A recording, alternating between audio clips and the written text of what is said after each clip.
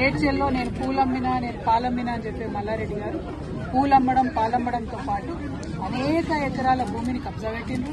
2 road విస్తరణ ఏదైతే జరగాలో జరగకుండా అడ్డుపడతా ఉన్నారు.